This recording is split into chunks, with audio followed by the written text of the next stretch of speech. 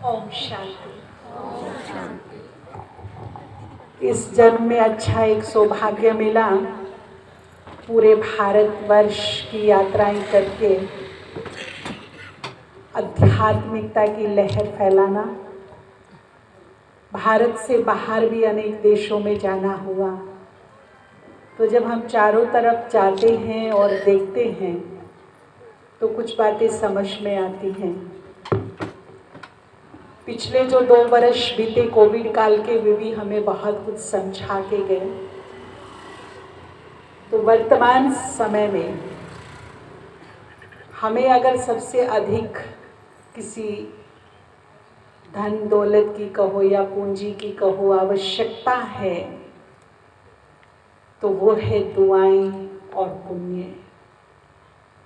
पानीपत में हमें 3 दिन ही हुए हैं मात्र, और 3 दिन में कम से कम 15 से 20 लोग हमें ये बता चुके हैं हमारे को कैंसर या हमारे किसी अपने को कैंसर। हम इस समस्या में उलझे हुए हैं, हम इस विघ्न में फंसे हुए हैं। हमारे सामने ये परिस्थिति है या हमारे सामने, मुझे नहीं लगता कि 3 दिन में गुड न्यूज़ बहुत ही कम मिला होगा। अलग अलग प्रकार की समस्याएं फिजिकली, मानसिक, इमोशनली सुनने को मिलती हैं हमें। हमारा सब्जेक्ट भी है समाधान।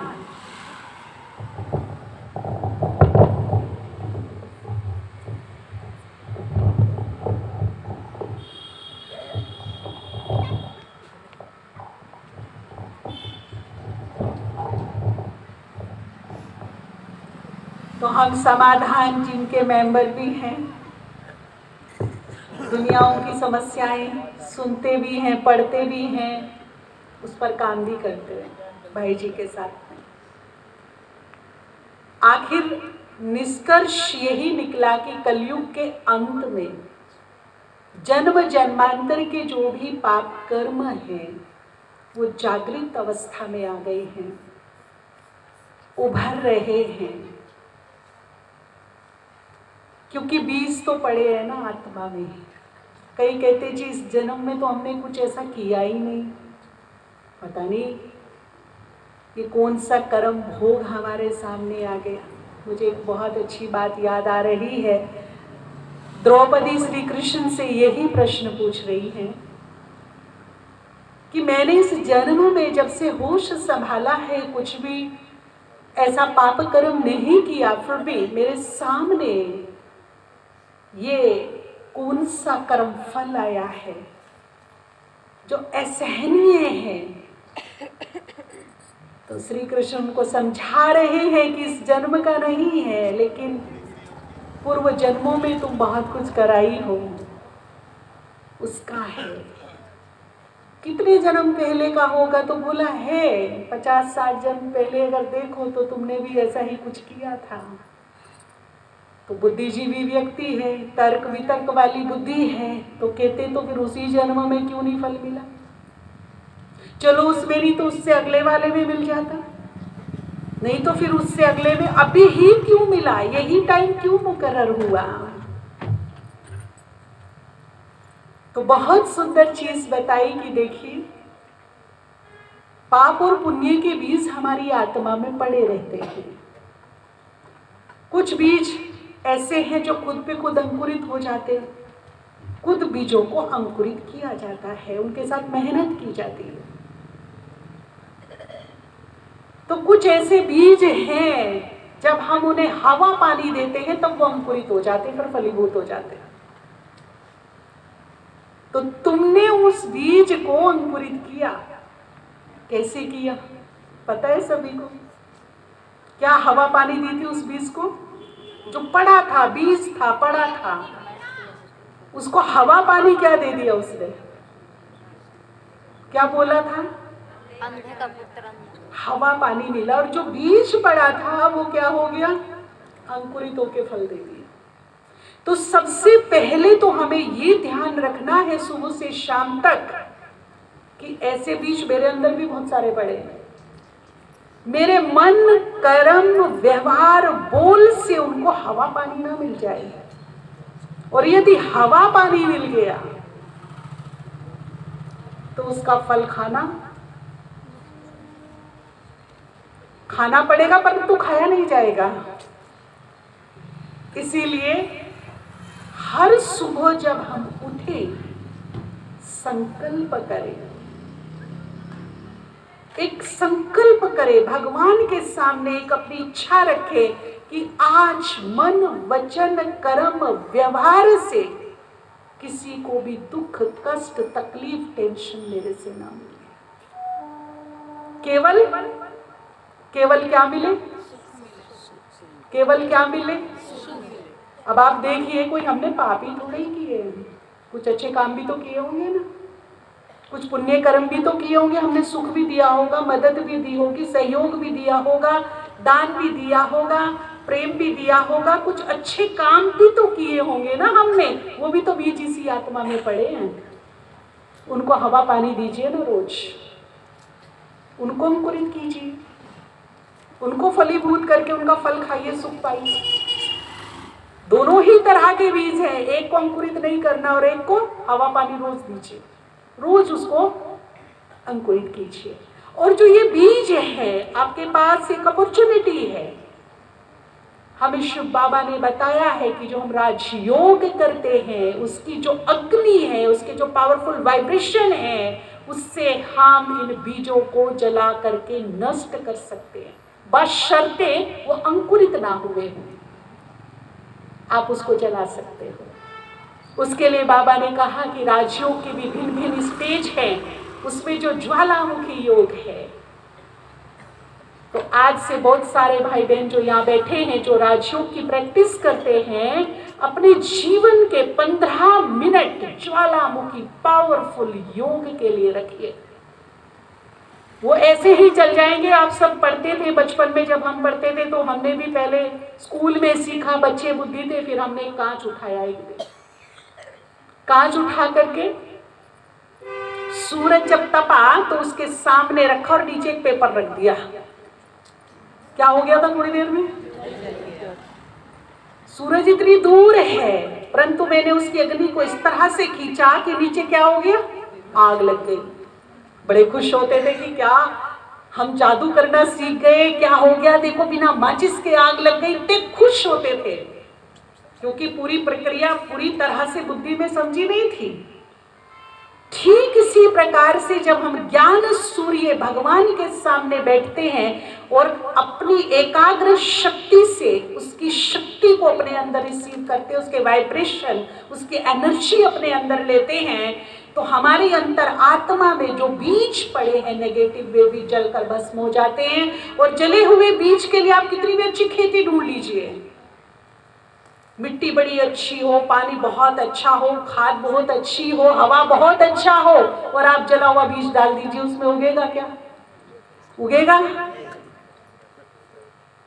तो मेरे लिए बेनिफिट वाली चीज कौन सी है? ये 15 मिनट हम घंटों फोन पे लगा देते हैं, घंटों हम टाइम को वेस्ट कर देते हैं। इससे अच्छा तो कुछ काम की चीजें करें जो मेरे और मेरे परिवार के लिए बहुत अच्छी होंगी। बात चल रही थी दुआओं की। बड़ी ही विडंबना हो रही है संसार में कि दुआओं की सबको जरूरत है, जरूरत पड़ती है, फिर भी हम दुआओं से बचते हैं, लेते नहीं। कहीं ना कहीं कुछ ऐसे कर्म हमसे जाने अनजाने में हो जाते हैं या करते रहते हैं कि दुआओं के बदले हमारा पलड़ा कौन सा भारी होता जा रहा है? जी बताइए। किसी को उल्टा सीधा कुछ बोल दिया, किसी के साथ खराब व्यवहार कर दिया, दिन में मुंह से अच्छा बोल रहे लेकिन मन में गलत सोच रहे हैं, अशुभ सोच रहे हैं, तो वो हमें दुआएं कभी भी नहीं दे सकते। दुआओं वाला पूरा ही नहीं है अपना। और दुआएं जब काम आती हैं, मैंने बहुत अच्छे से 1 नहीं 1000 लोगों को देखा है कि जब धन साथ छोड़ देता, जब हमारे सगे संबंधी साथ छोड़ देते, जब हमारा पद पोजीशन भी काम में नहीं आता, हमारे सोर्स सिफारिश भी काम में नहीं आते, तब हमें दुआएं काम आती हैं। जब हम बिल्कुल अकेले होते हैं, हमारे पास सब कुछ होता है, धन भी अथाह होता है, हमारे संबंधी भी होते हैं, हमारे पास पद पोजीशन भी है, रुतबा भी है, परंतु कुछ काम में नहीं आ रहा है। कोविड काल में हमारे एक ऐसे ब्रदर का एक्सपीरियंस, जो कॉन्टेक्ट सोल थी ब्रह्मा कुमारी की। कोई भी शहर शायद भारत में ऐसा नहीं है जहां उसका बिजनेस ना हो। उसका इतना बड़ा फैलाव था बिजनेस का। अचानक उनको कोरोना हुआ और बहुत ही तेजी से ऑक्सीजन डाउन होता चला गया। एक बेड पूरे शहर में नहीं मिल रहा। गुजरात का वो भाई था जिसके पास 10 हॉस्पिटल बनाने की ताकत है। एक नहीं 10 हॉस्पिटल बना सकता है वो, इतनी सामर्थ्य है उसके पास, परंतु आज उसे एक बेड नहीं मिल रहा है। सुबह से शाम हो गई, आखिर तो बोला गया कि एक बेड अभी खाली होने वाला है, बस पेशेंट की अंतिम सांसें चल रही हैं, जल्दी ले आइए, कहीं दूसरा ना ले ले इसको। अब स्ट्रेचर पे वो खड़ा है, उसने अंतिम सांस ली, उसको उठाया और स्ट्रेचर से तुरंत उसको उस बेड पे डाल दिया। पहले तो आप सोचिए उसकी मानसिक स्थिति क्या होगी। बेडशीट तक चेंज करने का मौका नहीं मिला, सीधा स्ट्रेचर से उसको उस पे डाल दिया। फिर एक बाईपैप मशीन चाहिए थी जो 60,000 की थी ओनली, वो नहीं मिली उसको। वो सिलेंडर में कुछ इस तरह से फिट होती है जो घंटे लगे, आखिर तो अनाउंस करा दिया कि 1 से 5 करोड़ के अंदर ये मशीन हम ले लेंगे, कोई भी हमें दे दो। अब आप देखिए नहीं मिल रही है। रात को 11:30 बजे ब्रह्मा कुमारी आश्रम में उसका फोन जाता है, बहन जी आज ना तो मेरा धन, ना मेरा पद, ना मेरी पहचान, लास्ट में किसकी जरूरत पड़ी। जब कुछ काम नहीं आया तो लास्ट में किसकी डिमांड बढ़ी, किसकी पता है ना सभी को, दुआ। हमारी बहनों ने कहा भैया आपके बिना कहे ही हम आपको दुआएं दे रहे हैं, पूरी नाइट बैठकर हम भगवान से आपकी प्रे करेंगे, हम भी अपना राजयोग की जो पावरफुल एनर्जी है, वाइब्रेशन है, आपकी तरफ भेजेंगे।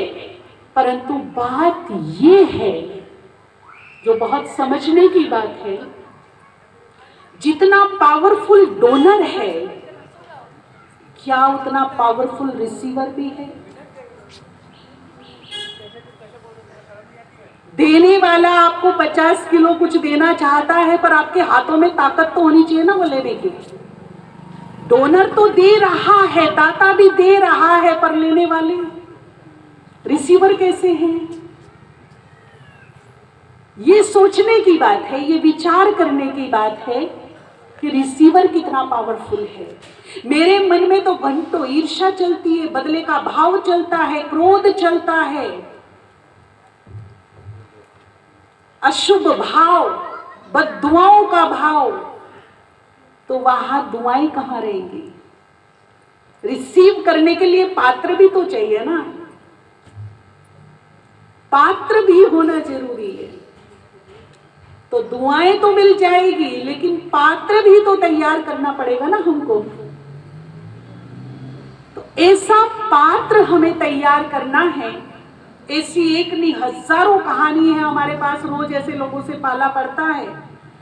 तो निष्कर्ष हमारे लिए भी यही निकला और आपके लिए भी यही निकला कि आगे का समय जो चुनौतीपूर्ण आने वाला है, उसको यदि मुझे इजीली क्रॉस करना है और लंबी रेस का घोड़ा बनना है, तो अब दुआएं दीजिए और दुआएं लीजिए, यही सबसे बड़ी ताकत बनेगी जीवन की। दिल खोल कर दुआएं दीजिए, सुबह से शाम तक कोई भाव मेरे मन में नहीं रहे। अगर किसी के लिए कुछ नाराजगी भी है, कुछ गिले शिकवे हैं, नो डाउट कि कभी किसी ने मेरे साथ इतना खराब भी किया कि मेरा जीवन दांव पे लग गया, उसको हम नहीं भूल पा रहे हैं, परंतु अब समय की डिमांड है, अब समय ये कह रहा है कि भूलो। ऐसे अगर कोई व्यक्ति आपके आसपास है तो उसकी वजह से अपने मन के चैन को, शांति को, अपनी मन की शुद्धि को खत्म मत कीजिए। ऐसे व्यक्ति को भगवान के अर्पण दिल से कर दीजिए।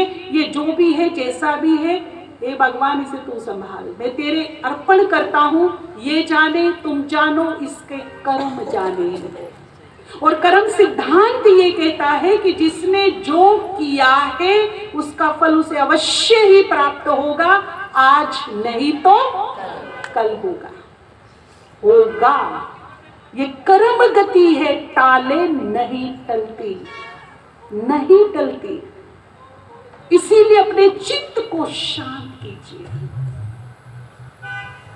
उस आत्मा को भगवान के अर्पण करके, प्रभु के अर्पण करके फॉरगिव फॉरगेट कीजिए।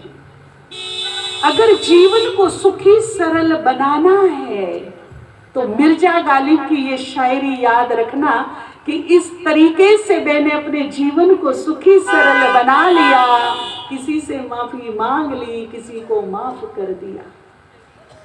पर्सनली मेरे लिए, मैं किसी पे उपकार नहीं कर रही, लेकिन मेरी सुख के लिए, मेरी शांति के लिए, मेरी परिवार की खुशहाली के लिए, मेरे जीवन की निर्विघ्न यात्रा के लिए, सफलताओं के लिए, मनमुटाव से बचने के लिए, रोग शोक भूख से बचने के लिए, ये पर्सनली मैं अपने लिए करूंगी।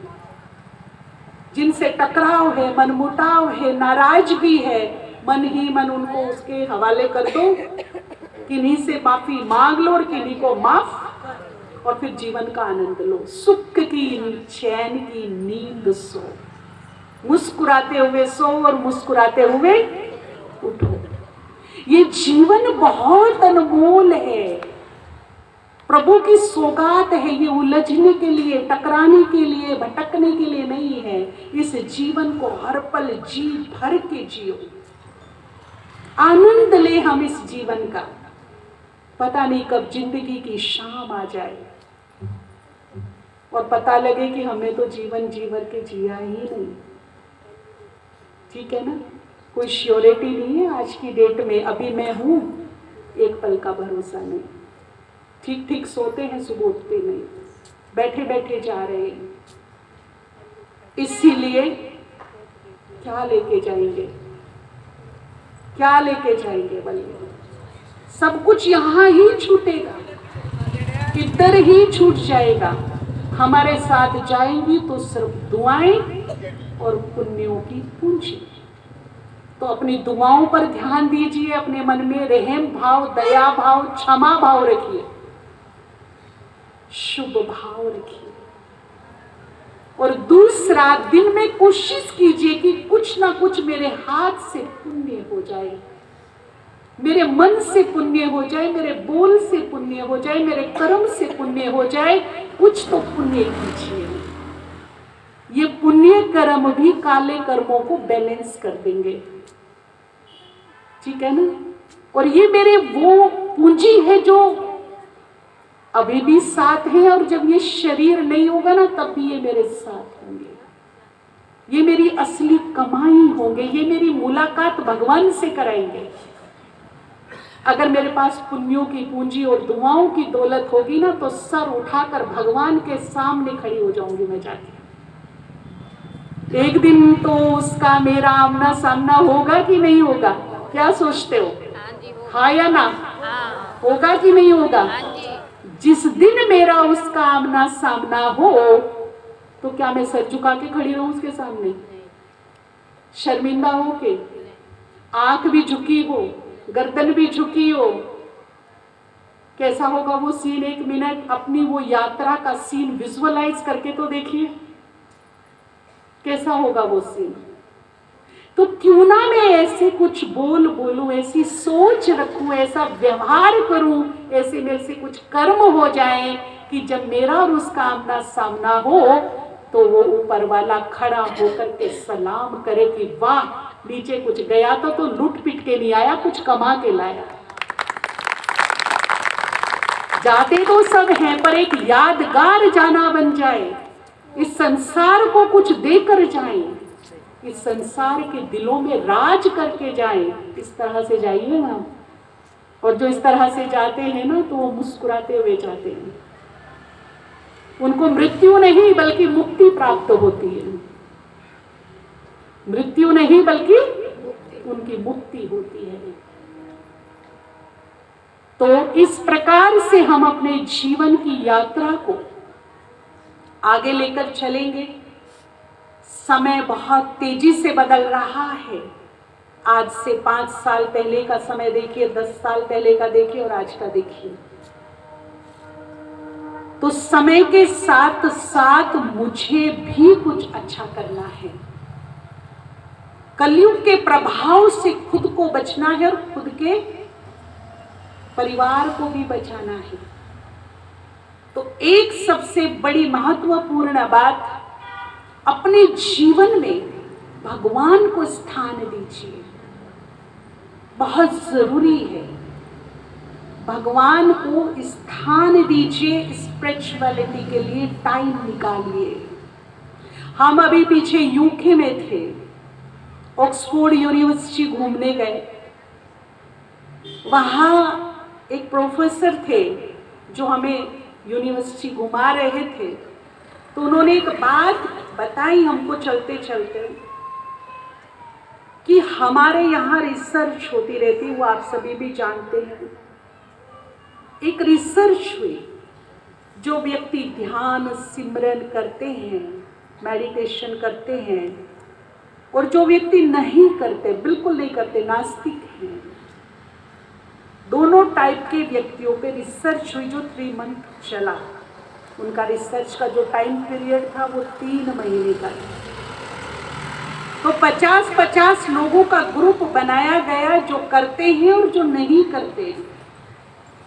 जो करते हैं, जब उनका माइंडसेट और फिजिकली इमोशनली उनकी चेकिंग की गई, तो वो बहुत ही स्ट्रोंग थी। वो फिजिकली, मेंटली, इमोशनली बहुत स्ट्रोंग थे और दिखा कि उनकी जो इम्यूनिटी पावर है वो बहुत स्ट्रोंग है। लेकिन जो मस्त मोला, हम किसी को नहीं मानते, खाए पिया और सोया, अपने हिसाब से जिया, चाहे वो अच्छा है या नहीं है, व्यसनों में लिप्त रहे। जब उनका हुआ तो उनकी एनर्जी बहुत लो थी। तो अगर मुझे चैलेंज एक्सेप्ट करने हैं, चुनौतीपूर्ण समय को पार करना है, तो मेरी लाइफ में आध्यात्मिकता का होना, मेडिटेशन करना, जिसको कहते हैं ध्यान करना, बहुत जरूरी है। बहुत ही जरूरी है। हमारे समाधान में मुझे पता है 2 से 5 हजार लोग जो डिप्रेशन की 4th स्टेज पर थे, आधे पागल हो गए थे, जिन्होंने अपने को कमरे में बंद कर लिया था या बहुत ज्यादा उग्र हो गए थे, तोड़फोड़ मचाने लगे थे। स्पिरिचुअल प्रैक्टिस के द्वारा, मेडिटेशन के द्वारा वो बिल्कुल क्योर हो गए, विदाउट मेडिसिन बिल्कुल ठीक हो गए। आज मुझे ये बताते बेहद खुशी हो रही है, जो यहाँ नए बैठे हैं, कि 1000 नहीं, 10,000 नहीं, लाखों की अंदाज में वो लोग जो ड्रिंकर थे, रात दिन धुत रहते थे, ऐसे लोग जिनको एडिक्शन सेंटर भेजा गया, वहां की दीवारें कूद के भाग गए।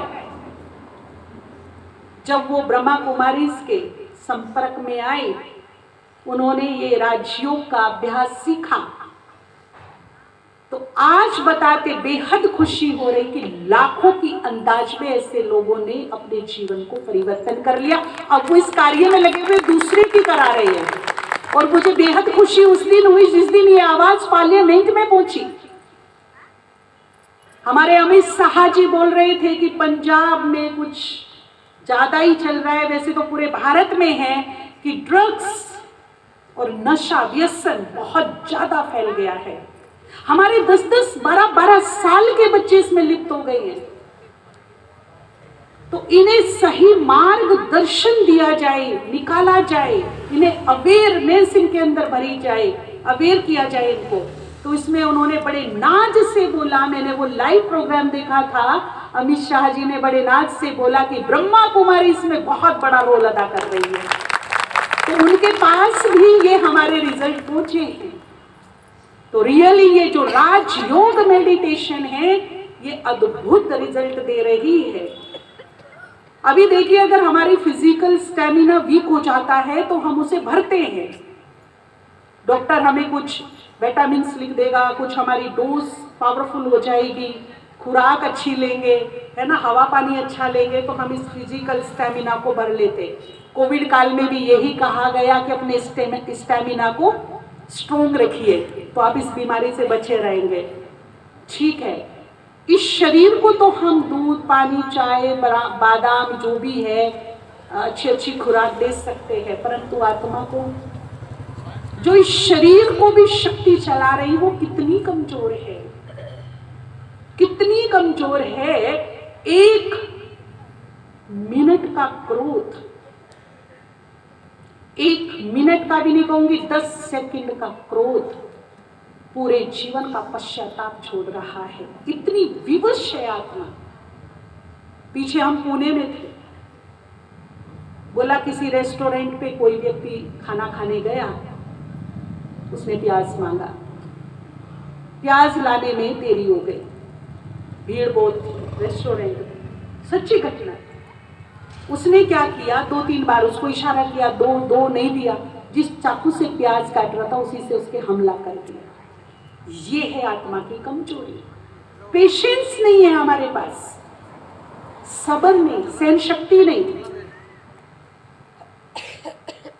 ठीक है, उसने तो हमला कर दिया, उसकी तो ऑन द स्पॉट डेथ हो गई, जो भी हुआ हुआ, लेकिन उसका पूरा जीवन 1 सेकंड का क्रोध था और पूरा फ्यूचर अंधकार में, पूरा जीवन कहाँ है वो?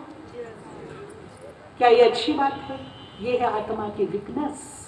आज हमारे घर टूट रहे, परिवार टूट रहे, हमारे पास वकील और जज आते हैं, उनसे चर्चा हुई कि भारत में तलाक के केस दिनों दिन बढ़ते जा रहे हैं। और वंडरफुल बात तो यह है कि 60 साल तक के लोग तलाक दे रहे हैं। मैंने कहा रीजन, पति को फैन चाहिए, पत्नी को नहीं चाहिए, झगड़ा हो रहा है। पति को ड्रेस सेंस नहीं है, पत्नी को है, झगड़ा हो रहा है, तलाक हो रही है। तू मेरे हिसाब से कपड़ा नहीं मेंटेन करता है, मेरे हिसाब से फैन चाहिए, तुम्हें ऐसी नहीं चाहिए, मुझे चाहिए, झगड़ा हो रहा है, घर टूट रहे। 60 साल। आप सोचिए, आजकल की बच्चियां, लड़कियां, उनका सशक्तिकरण बिल्कुल होना चाहिए, पर संस्कारों के साथ होना चाहिए। ये नहीं कि बेटी पढ़ लिख कर डीएम बन गई तो संस्कार भूल गई। हमने एक ऐसी बहन को देखा जो डीएम है, लेकिन माता पिता के, अपने सास ससुर की जो इज्जत करती है, जो सेवा करती है, कि सलाम करने को मन करता है कि आप इतनी ऊंची पोस्ट पर, उसके सास ससुर देवी लक्ष्मी है हमारे घर में।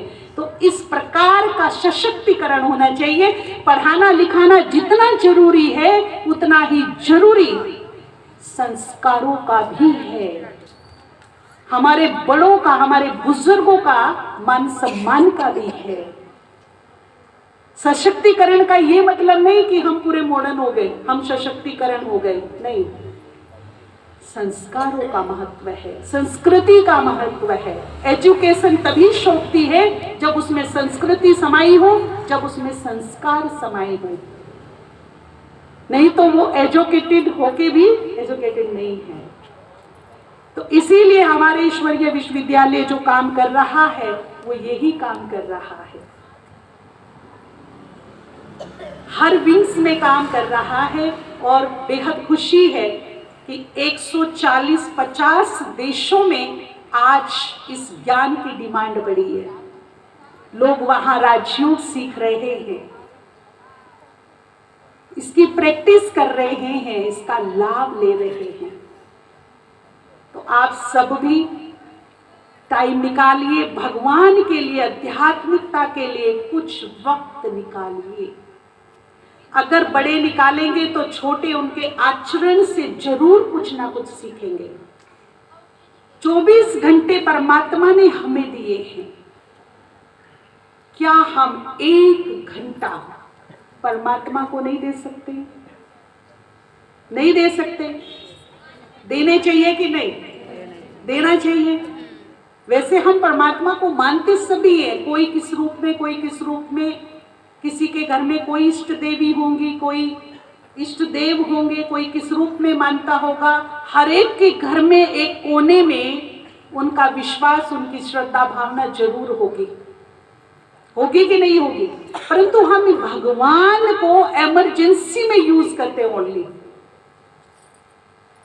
वो मेरा गुड फ्रेंड बन जाए, कृष्ण और अर्जुन जैसी दोस्ती हो जाए।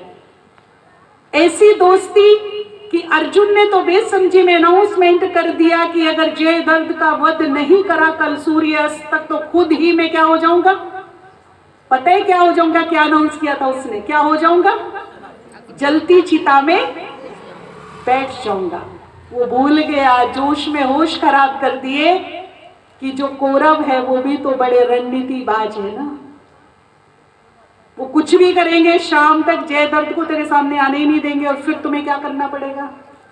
तो ये शास्त्र हमें कुछ सिखाते हैं कि जब जोश ज्यादा हाई हो तो निर्णय कभी नहीं लेना, क्योंकि निर्णय हमेशा ऐसे टाइम पे क्या हो जाते हैं?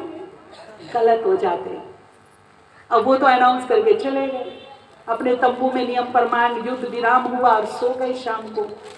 अब श्री कृष्ण आधी रात को उठ करके विचार कर रहे हैं कि ये क्या कराया, ये कैसा अनाउंस किया इसने, कल की क्या रणनीति होनी चाहिए, कैसे निपटेंगे हम उनसे। तुरंत उन्हें अर्जुन की याद आई, जब मेरे इतने विचार आधी रात को चल रहे हैं, कल का दिन तो उसे फेस करना है, उसको तो नींद भी नहीं आई होगी, तो मैं जाकर कल की युद्ध नीति पर बात करूं।